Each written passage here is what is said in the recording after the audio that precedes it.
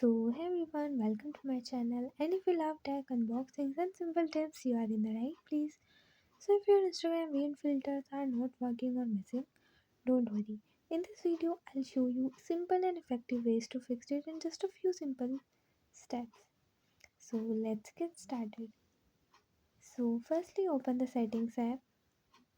Now, scroll down, click on the apps option, click on Instagram. Now, click on storage and cache, tap on clear cache. Now go back to the home page and open the Play Store app. Now at the bottom tap on the search icon and search for Instagram. Update it if not. And after this, put your mobile phone on airplane mode for a few seconds. And yeah, your problem will be resolved after this. And if you still face the problem, then open the Instagram app.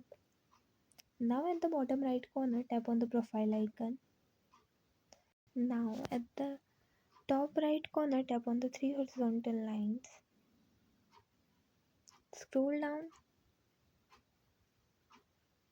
and click on the help option. Tap on report a problem. Click on report problem. Click on include and continue. And here describe your problem. And after this, click on sign. And yeah, that's it. And if you find the information given in the video helpful, please like the video, subscribe to the channel, and press the bell icon for more updates. Thank you.